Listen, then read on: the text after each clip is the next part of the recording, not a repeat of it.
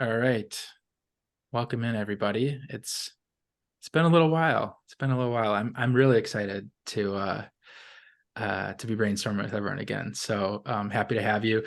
Let's start by making a couple quick introductions. So I'll just go around the frame. PJGlitch, you're new here. Who are you?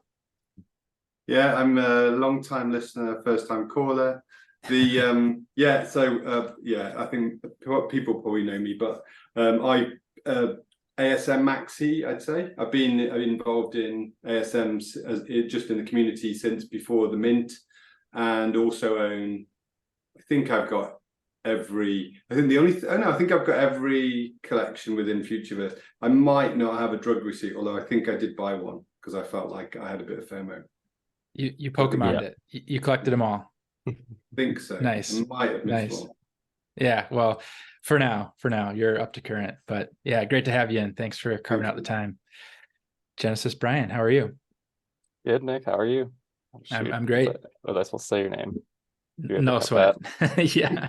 I'm fortunate. My parents weren't very creative when naming me in the meat space. So yeah, we're a dime a dozen, us Nicks. Yeah.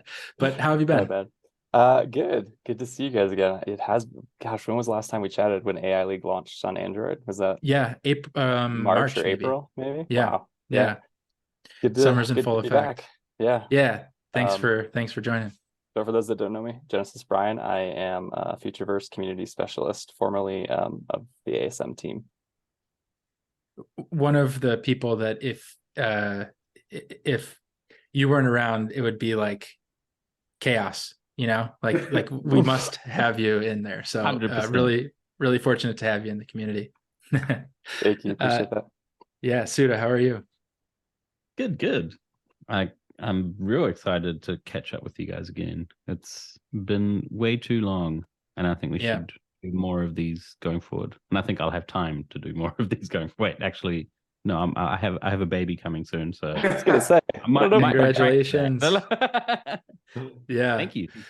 We'll do a separate dads and crypto session on that, right? Oh yeah, definitely. Plenty to brainstorm there for sure, but really fortunate to have you carve out the time. Could you share just a little bit about your role within the Futureverse? I'm the same as Brian, so I'm community specialist at Futureverse.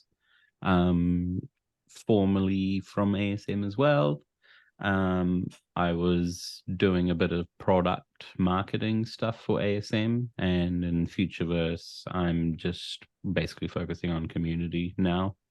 Yeah. Now that genome mapping is wrapped up.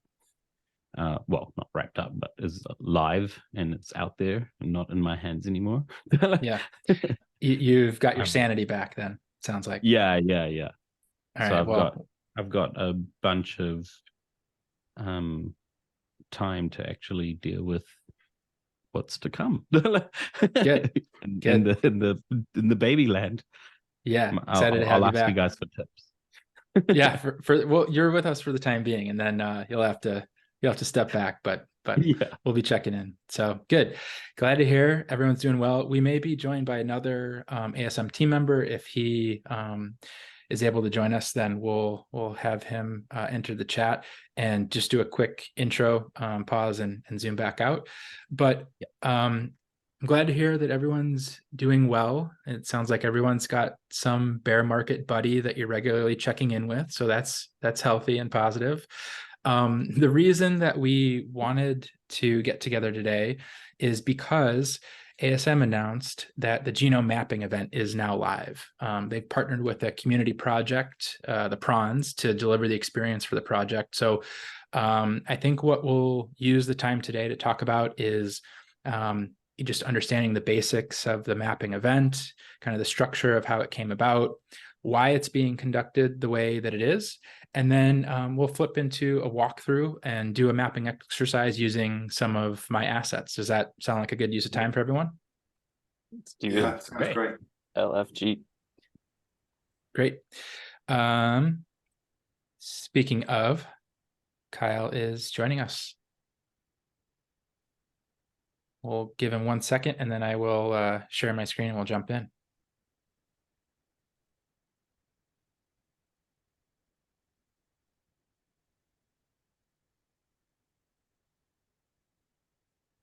like some waiting room music.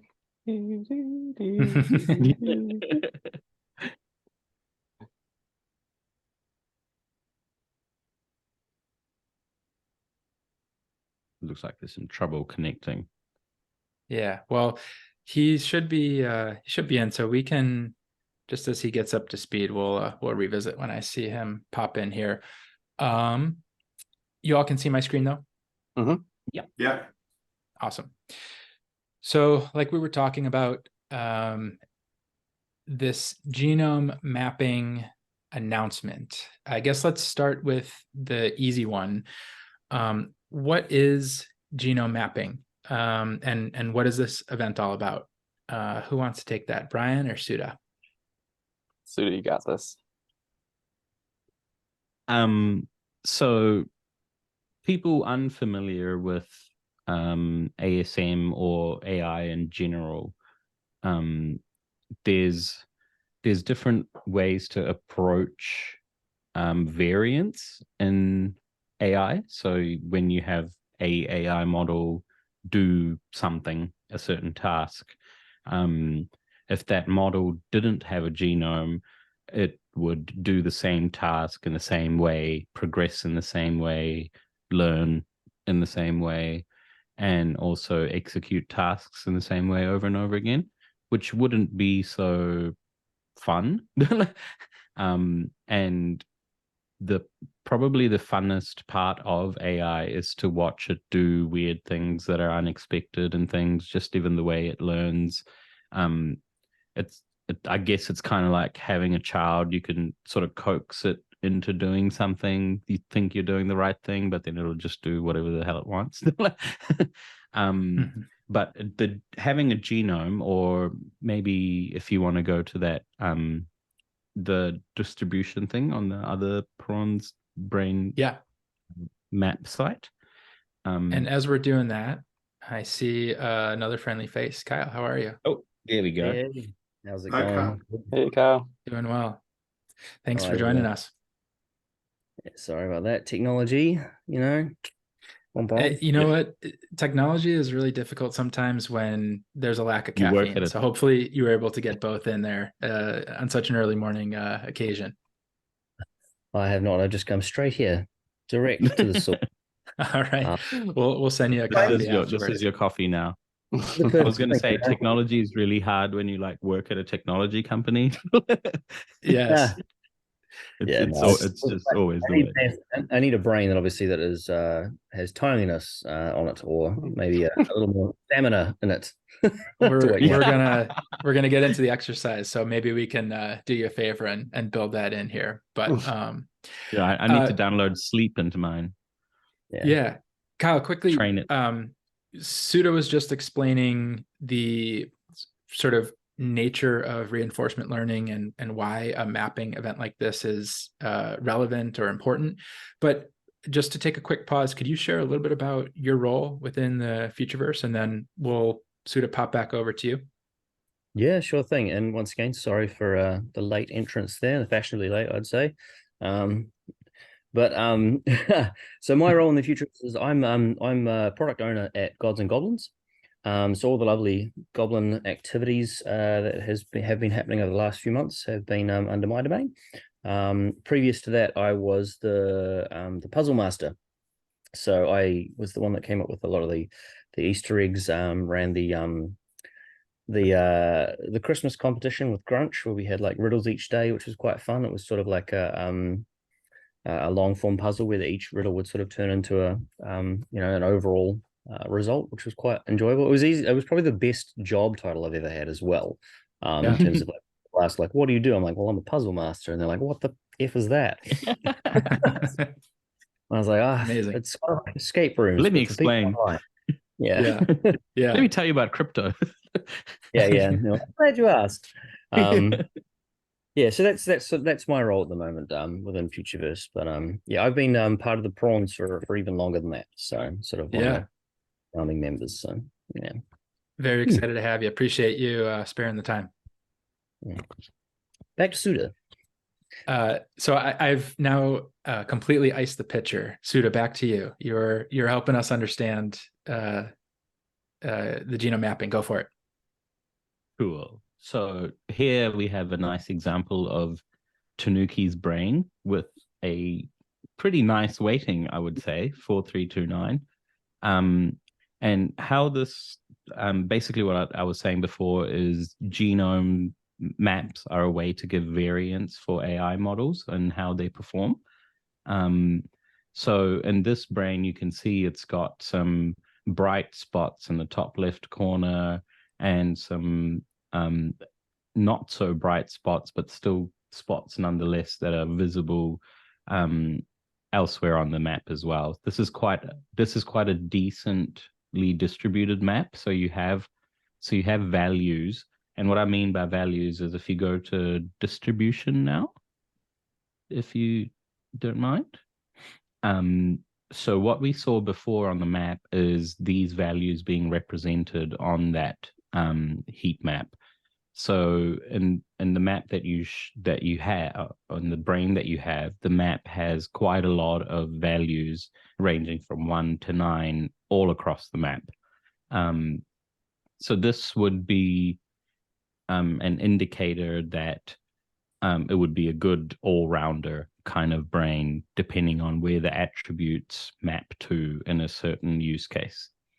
And that's not to say an all-rounder is going to perform well or going to perform averagely across a bunch of different use cases. It's just sort of the DNA of the brain. So where you have these points that are expressed, your brain is more likely to do that action. So for example, if you go back to that genome map again, would you, if you could please, say the top left corner was your health regeneration, you could take a punt to say my AI would generate health more efficiently than a brain that doesn't have bright values in that top left corner if whatever use case or game had health regen in that top left corner kind of thing.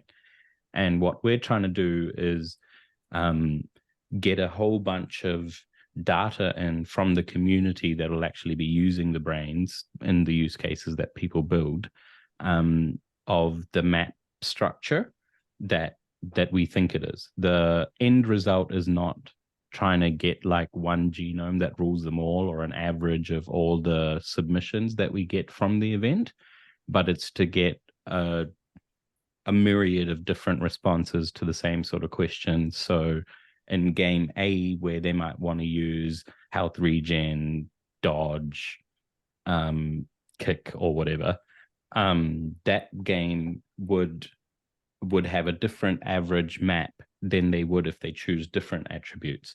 So depending on the game and depending on the attributes, we have quite a lot of different options that the game devs can choose from, which would negate like where one genome kind of takes over the whole race kind of thing. So the built-in variance of genomes and also the added layer of having so many attributes and having so many different maps being submitted gives us a massive set of data that we can pull from for any game designer to build anything in our protocol. I don't know if that made sense, but yeah, absolutely. Very cool. That's it in a gist. Kyle, Brian, anything that you would add to that, or anything relevant as we do the intro to what's going on here? I think just kind of reiterating a point that Sudio made, or maybe clarifying in that, because we've had the community ask a few questions on this, is does a developer come in and have to use what our community maps? And the answer is no, they do not. It's just kind of a reference guide if they want a place to start with, from a place that's kind of been organized in a more decentralized way than just them picking it themselves. So yeah, just wanted to add that on there. Yeah, I think that's an important call out. Just again, as a community observer to the project, it seems like it's been reiterated time and time again that the early phases of where we're going here as a project is to build the playbook or framework from which future development can be can use as a reference point or POC is kind of it doesn't do all of the current work justice, but you could think about it through that lens that this is intended to kind of show what the art of the possible, and then given the open protocol, to your point, Brian, people can really kind of choose to go down that path and use it as an example, or kind of take it in a different direction should they choose to do that as well. Is that kind of a fair assessment of some of what That's this is starting to build a structure for? Okay, Yep. Great. Yeah. And Paddy was kind of like the introduction to that. Mhm. We were going to do the genome mapping effect event before Paddy originally, but I think when Paddy came out, people were able to actually like kind of play with what a genome map is, how that might affect your particular paddle playing the game, etc. So I think, and the way that Paddy was introduced has led to us getting quite a lot more valuable data. And I think that's just like, it's probably like the best outcome for everyone involved, basically. I agree. It's been it's certainly been a lot easier. Like we say, the Paddy experience has been quite good to understand the different ways that the brains being mapped out have an effect on how you train something and their actual performance in game. It sort of builds that relationship between seeing what your brain looks like and its various potentially useful attributes. And then I know I've got a couple of brains where they've got some high points and there's no colored blocks on them at all for the attributes chosen for Paddy. I'm like, it's so good at that bit, but you're not using it. Yeah. It would be like this brain here, like in that second square down, having all the attributes, and you're like, it's so close at being really good. Yeah. So it's I think as a result of that, like when you see the data start to come in as well, it forms like a heat map for each attribute. And it sort of like gives you that like a brain's trust of the community of how we think where things naturally go, which has been really, really good to see. And I mean, people have made some pretty awesome colored pictures from their various mapping as well. They certainly have. I don't have those to share on screen. Shout outs to Chasing Tails. Plunger, the plunger, so good. I guess, Phil, as a community member, what is your take on the importance of why this is of the choice to open this up to a community-driven sort of collective decision, as Kyle was just describing? Obviously we're talking about impacts to game abilities and things like that. Do you feel that that's an important piece to the project of having it be community led rather than someone with like a band hammer or I think otherwise? what's at the heart of ASM and Futureverse, especially with an ASM, is this democratization of artificial intelligence, and this is a pure play on that, which is we're not going to tell you which areas of a map are represented by a representation of a particular attribute. We're going to let everyone who wants to participate in saying where they'd like these things, and then we'll take the aggregate of those positions to it. So it's, in so many ways, it's probably, I would say, it's got to be up there with one of the most fun things I've done with it so far in ASM, because I just thought it was going to be, it's like, I'll place a few things, but to be able to actually decide how you're going to go about mapping, to then decide which things are important to you and where you want them and how strong you want certain things to be, or maybe there might be an attribute that you don't care for in your chosen brain, whether that's because you're sadistic in some way or because you don't value that trait or that attribute. So there is, and when we get onto the mapping, there's one that sort of made me laugh when I was going through it with my kids about how, what you choose and how you choose to value that particular attribute. But I think it's brilliant. And I also think what's good is it's obviously it's great to see that, you know, developers can choose whatever they want. But if you've got a particular, you know, if you've got a suite of games that use ASM brains, and speed is one that is represented by, you know, it could be in terms of someone running, or it could be, you know, if it's a car or different things like this, to then map that over to a new game makes sense to me. You know, obviously, you know, people might, the game developers might not choose to use it, but I think it's, I think it would make sense for a lot of people to use it, so that you can then get used to how your brain would react to these attributes across different games, so as opposed to different attributes in one game.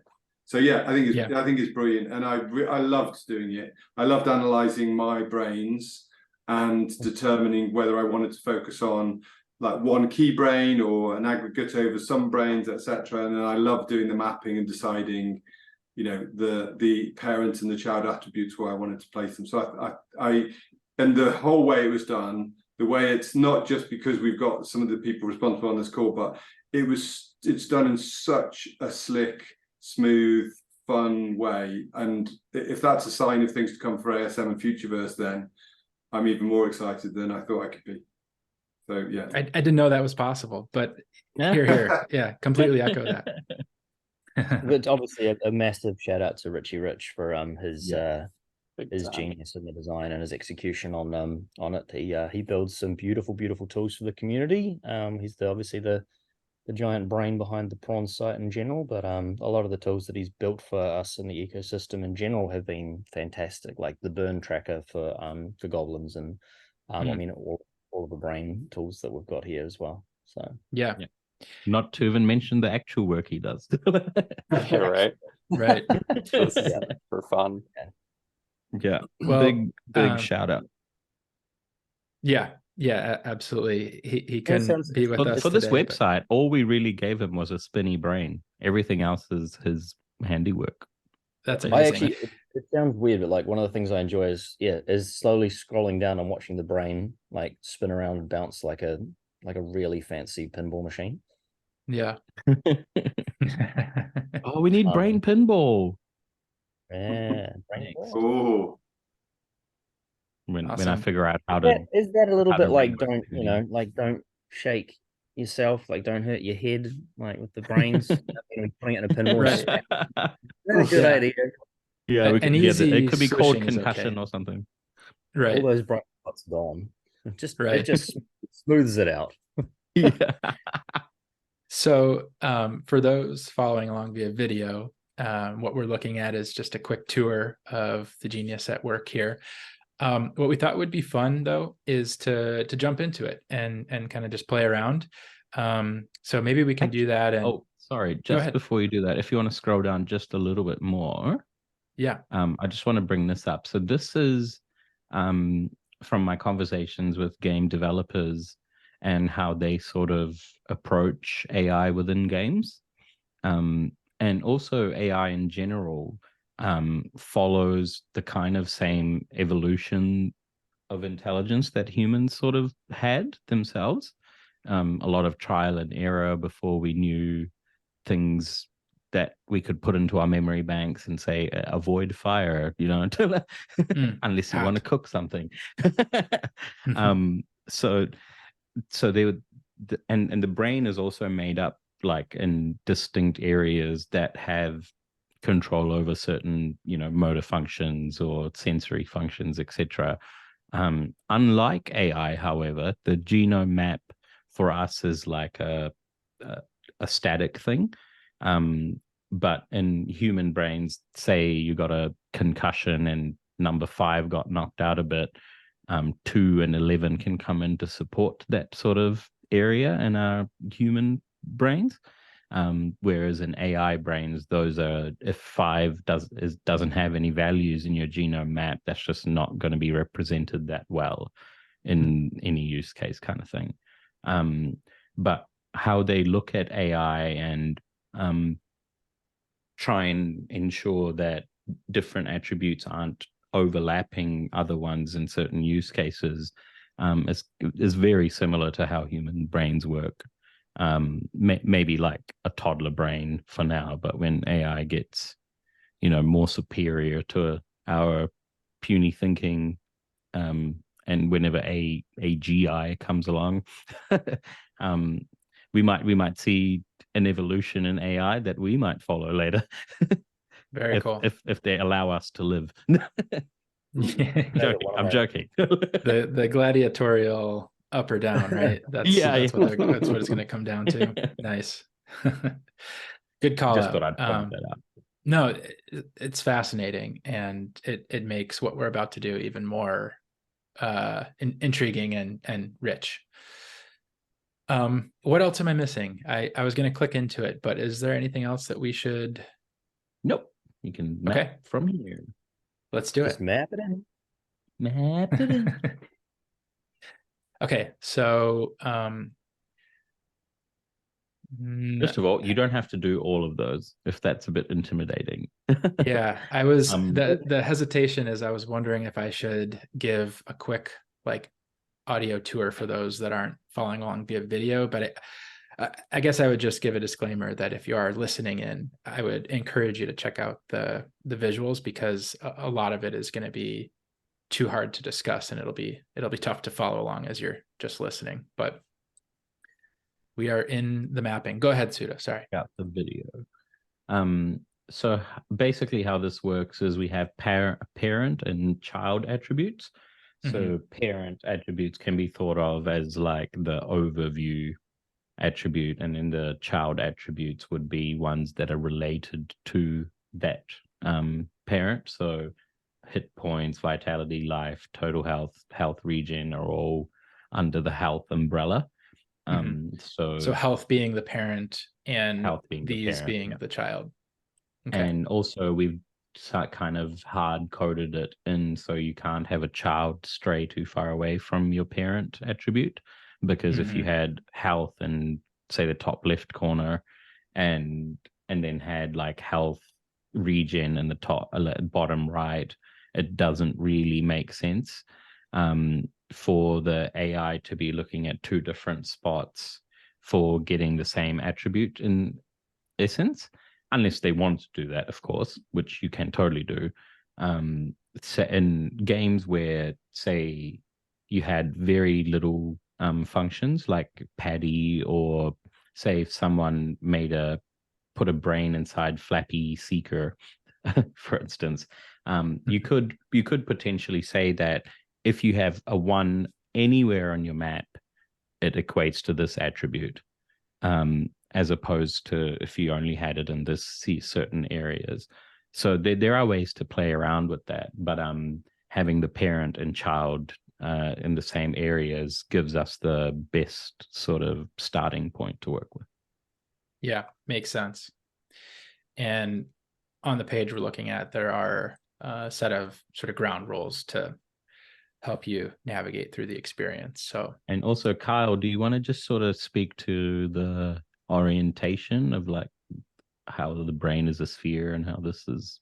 Yeah, I was going to say, so at the in order to remove bias from how people would map, if we had just a static map in the background, people would continually probably try to map the same attributes to the bright spots or their own brain that they would expect. So we have like a roving map in the background, which if you're just listening to the audio, it's a shifting array of colors.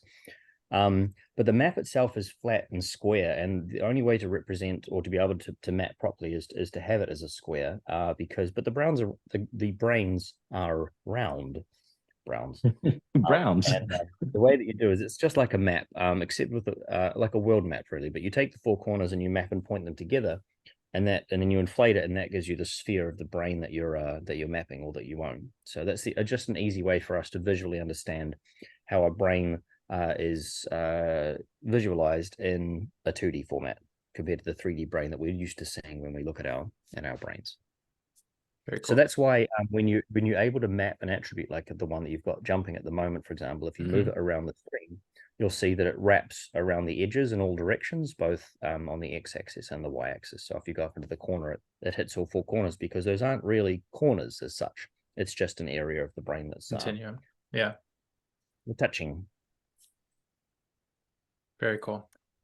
Yeah. What else there's so much here that you can see, and then there's even more that isn't on the page but is contributing to what makes up this experience.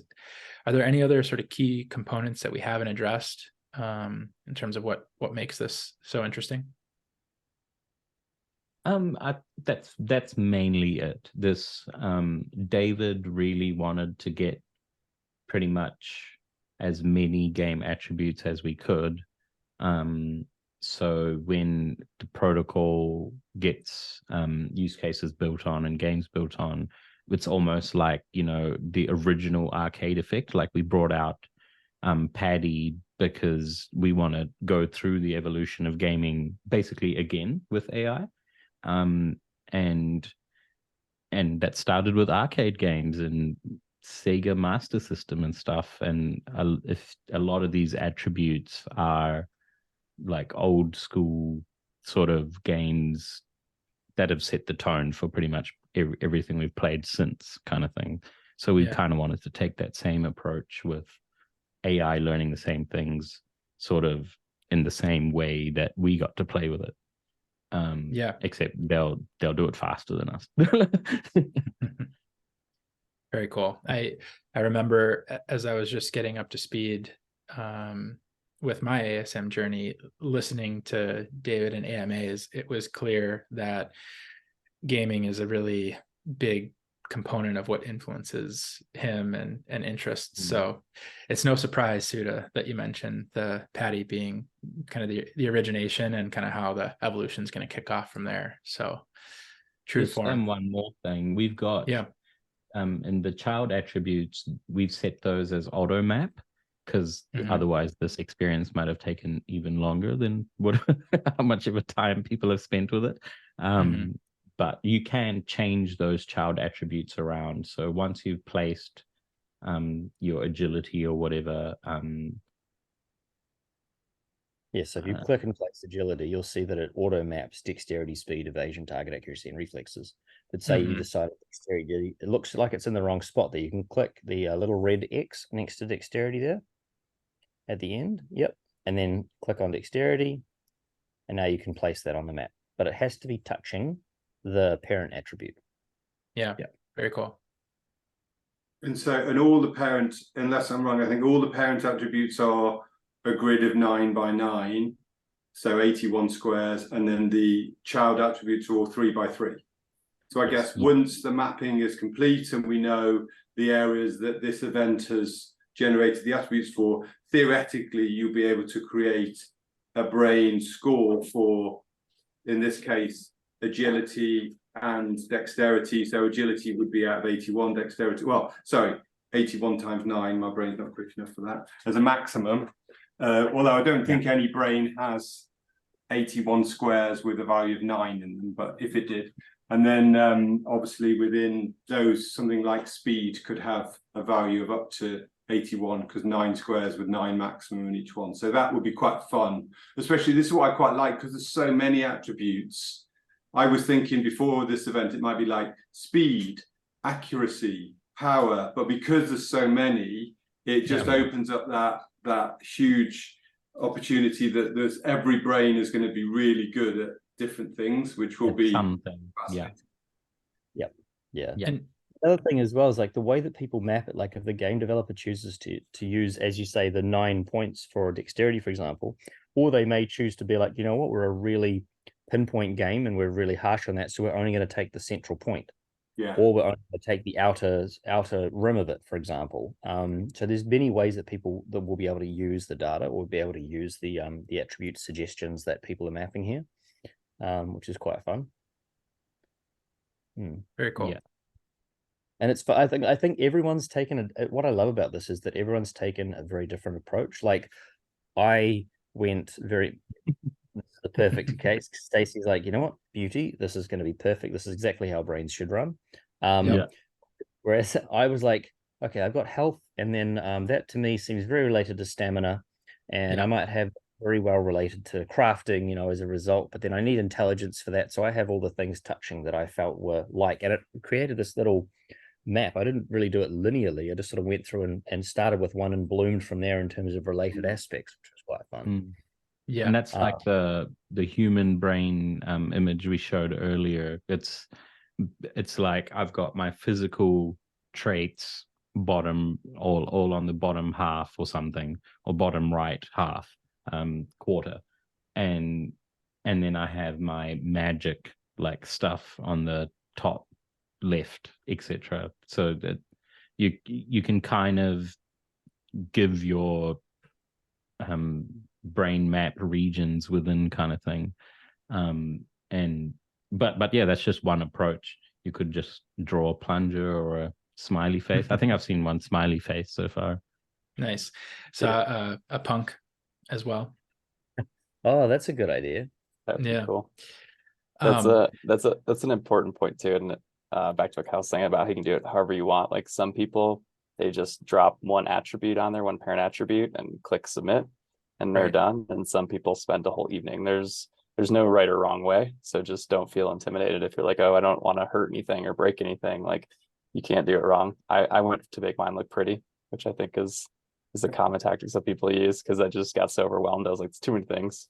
Yeah. Gonna I make think it the cool. thing we haven't mentioned yet is that by doing this event, there is a root reward of 100 roots. So you do it once per wallet, and then any Genesis brains that you have in that wallet each get 100 root reward for doing it. So there is an incentive for community members to actually do this. But like you say, you might just say, I only really care, I just want to map a few of these key ones that are important to me, or you might just do it as I only have to map one to get my 100 roots, but you can choose. I spent a long time doing this, and I thoroughly enjoyed every minute of that process. So but everyone might not choose that. Yeah. I love it. There are so many layers to how you might approach it. I think the gamers out there being able to, The one you're it doing reminds- there, Tanuki, sportsmanship, that's the one that I had a little chuckle with my family, because with my kids, because we were trying to work out, like on our brain maps, we wanted acceleration, strength and speed and flexibility and everything to be like around the strong zones. Yeah. And then as a joke, I put sportsmanship, where like my brain was like dead, where my overall attributes were dead. And I was like, well, that's because, and they're saying, but that would be bad, because in a football game, they'll be doing really bad tackles and injuring players and things. And I was like, well, that's not my problem. That's the other team's problem, isn't it? So, yeah, but it will be your problem when all your players get sent off for doing really bad tackles. That other AI has to deal with you somehow. Yeah, exactly. Right. Yeah, Players but are it was quite flopping funny, about. how obviously all of these attributes are positive attributes, as in, they're looking at things in a positive way. You don't have, like we joked in a few of the AMAs of having like clumsiness, and unless I missed it, I don't think there are any attributes here which are like a negative attribute that you would want to have weak, if that makes sense. They're all kind of positive attributes that by being low would make them negative potentially, or not positive. It's using the football analogy. It's actually quite interesting, because if you had two different types of games and you had the same type of map, for example, as a physical game, the players' health, stamina, defense, agility, luck, those sorts of things would be really useful. But if it was a management type game, then intelligence, charisma, sportsmanship, perception, those ones would actually be even more important than the physical attributes. So it's interesting if you have the same map with two overlaps, and one's quite good at, like, if you have a coach or a trainer that's just telling the opponent to go and politely play somewhere else. Not very good sportsmanship, and it may affect the score. So it's interesting to have those two different things from the same map. I really enjoyed. I spent way too long reading all the attributes and figuring out where they might go. And as you say, other people just make like a really nice grid, like they just choose 9 attributes and they have a perfect little layout with a gap between it, because they're like, that looks nice. Some of them remind me of, like, those post-it art people do, like just taking like post-it notes and Come to think of it, it reminds me of my to-do list. Yeah. I'd love to say that no post-it notes were harmed in the making of this, but that is absolutely false. I can only imagine the room just looking like confetti explosion of, oh, we got to add this. We need to add this. So that's great. Well, I want to be mindful of everyone's time. Go ahead. Sorry, Kyle, I didn't mean to cut you off. Or Brian. That's me. One thing I do want to point out too is I can't remember if we said this now because we've covered so much, but you can only submit one time. So once you've submitted, you cannot go back and change it. So you want to make sure that you kind of do that carefully and don't just, click one thing, submit if you don't want it to submit because you can't go back. Yep. So Tanuki's probably going to reset. For unless, but I'm this is looking pretty good, Tanuki. well, we'll have to punch in your brain here, Suda, and see what looking pretty good means to you, right? Have I properly mapped to yours? Yeah, why not? Yeah, I'm actually going. So how I've been collecting brains so far is like getting my Genesis brains that are like my babies that are quite not so distributed as your ones, but specialists in certain areas. Mm-hmm. And I've got a whole bunch of Gen 2s with like pretty much any area covered. So in the eventuality that my Genesis brain doesn't perform so well in a certain task, I can recruit my Gen 2s for those kind of things. Mm.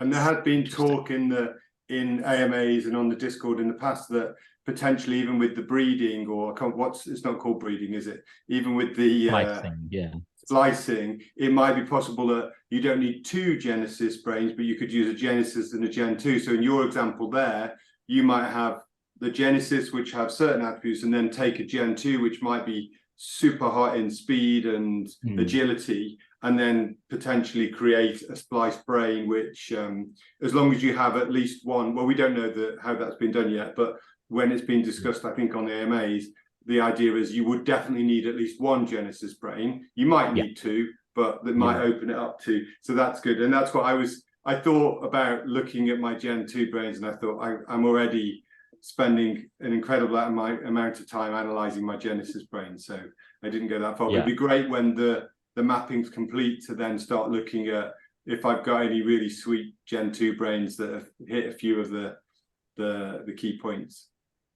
Yeah. Real quick, last thing question for you. Sorry. Oh, go ahead, Sita. Go ahead. Oh, I was just going to say, like, it'll splicing.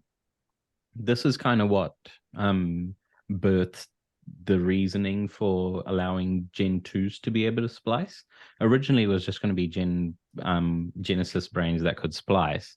But then as we actually went through the practical side of it, the motivations for someone who wanted to splice became apparent that they would be looking to specialize in certain areas. So I could go train my Genesis brain in whatever game. And then if I decide, hey, this Genesis brain could be performing better, but it doesn't have X, Y, and Z attributes, then it would be quite hard for me as not a whale to get another Genesis brain that has those attributes that I want. But even as a small fishy, I can not currently mine brains, but I went and mined brains that were just had attributes in like the whole map, but through different brains, and then decide that way that, hey, I can actually get close to this genome if I splice my Genesis brain that's already going to carry the memories of me training, and I would just need to train a little bit more to further tweak it to that new genome that the baby brain has, kind of thing. Awesome. And that's kind of just one strategy, that's like I'll be prepared in sort of any event sort of strategy is my view on it. Yeah. Can I wrap Not this? that I know if that's how it works, because even in Paddy, I like play around a lot and think I'm like getting somewhere, and then the opponent AI will just beat me anyway, and I'll be like, oh, back to the drawing board. Wow. Can I wrap Brian, this? go ahead. one more question for Suda and or Kyle. What can the community expect once this process is done? Is there some type of thing that we're going to be delivering or showing, or what will happen once this process is over, which I think is about 3 days left? Yeah, I can take that. So there'll be one sort of data output, which will be a JSON file. And that file is basically like each attribute with each submission for that attribute, and basically a centered square plus all the 9x9s and 3x3s, etc. But also we will try and present it to the community in a way where you can click an attribute and see sort of a heat map on how many people submitted that attribute wherever on the map that they decided to map it. So say if you click on charisma, you'll be able to see that over 50% of people put it in a certain area because that area would be brighter, kind of thing. Which would be really interesting to see the outcome of, because you can't see anyone else's map unless you're like specifically looking for people posting them on Twitter. And so if you have, 400 or 500 people doing various maps and an overlay, and it does produce a very concentrated spot, it's quite fascinating to see, how that turns out. I'm excited to see it anyway. Yeah, I think considering, let's assume that somebody is trying to map to their particular assets. So if this is my brain, I want to identify the skills that, I'm going to get a strong score in this quadrant. What we've talked about in the past is distribution model that was used originally for Genesis Brains makes it so that, assuming community tries to pick whatever they have, there's going to be like a pretty diverse curve to begin with. So yeah, really curious to see how it turns out. Anything else? Anyone want to close with anything, or anything we haven't talked about for this particular exercise? I think the only thing I would say is, like, when this is done, it would be great. It might be hard within OpenSea, but it'd be great within the Futureverse on the root network to be able to. I know in the future there's talk of a marketplace and things. It'd be great to be able to see those attributes as attributes for the NFT, like the Genesis, so you can see kind of the score, or like we've done with the genome mapping and the how many 9s you've got and 8s. It'd be great to be able to see that for mount riding or swimming, stamina and things like that, to be able to see, oh, this Gen 2 brain's really strong at swimming, because like we said, that might be something that you're looking for a particular game. So stuff like that would be brilliant. I think that would really open up and increase the liquidity on those, because people will then start really trying to drill into those things instead of having to kind of individually look at them and check what the numbers are and do your own analysis. So, and that's obviously something the prawns have been brilliant with a lot of the tools that they've given us so far, and earlier members of the community as well, like Fastest Gun and those guys. I think they did some of these things, and Brain Snipers and things like that. So that would be great to see. Not to mention, I think as you, sorry, I was just going to say the investment that will inevitably be made in training and locking it in to the memory tree. Go ahead, Suda. I was just going to say, like, as use cases come, there should be a place where we can say X brain has trained X many times, won X many games in this game. That may not mean anything to the next game that comes along that uses speed, etc. But at least I know if I want to play that game, this is a brain that I might want to try my hand with, kind of thing. Yeah. Great. And that's one, like with FIFA is a good example, because obviously that's a use case that's out there at the moment. As that, if there's an underlying brain there representing a player, and that player has got, or maybe more with AFA, which might be more data driven, to know that this player has got 400 goals and has had, 927 shots at goals and stuff like that. Things like that would be brilliant, because then you're buying like these players that are proven through their training and through their activities that they've undertaken, that they've had a certain success, or goalkeepers, or defensive players, etc. That would be brilliant, to start seeing all those stats, which I guess might be more down the AFA route, or other games which focus more on kind of potentially more sort of heavily data driven or heavily analytical, but that would be cool. Yeah, absolutely. A lot of potential lies ahead, but I think in the meantime, tip of the hat to the team that put this together, got it off the ground, and tip of the hat to the prawns. Thanks for everything that you're doing. It's amazing to see. So we're having a lot of fun playing along. Thank you to everyone for again carving out the time, and amazing work. So looking forward to seeing what happens submit next. Your entry, Tanuki. So I'm going to submit my entry. Yeah. I candidly, I thought I was going to just click some buttons and move along. But the more we talk about it, the more I realize I need to go down the rabbit hole myself. So I will hit submit. I commit that to you, PJ. But we don't want you losing that route. We don't want your future. No. I like the rewards. So, all right. Well, this has been a great reward. Session. Actually was like, I definitely wasn't going to be part of the event originally. And then as we showed it to our exec team, they were like, oh, this is so cool, we really want to support it in some way. And then that's how the reward came about. It wasn't like part of the original plan. But it's good because it just gets people to do these things. And in the market when potentially people are, we're in a bear market, and to have things like this where it's like, just try it, there's a little bit of a reward for you in doing it, and then you do realize, wow, and it starts to help you realize the depth of what's been built in the background that we don't necessarily get to see yet. So I think it's good that the reward's there, because I would have done it anyway, but some people might not choose to. So I think it's really worth doing. Yeah, I think something really cool about that was there were a couple community members who said it really helped them to kind of understand the genome map and like understand the heat map and all that a lot better, which was also really cool. It served the dual purpose of educating as well, which is always awesome. So yeah, it's working. Thanks, all right. Thanks everyone. We'll catch you in the Discord. Thanks everyone. Thanks, guys. See ya. Catch you later.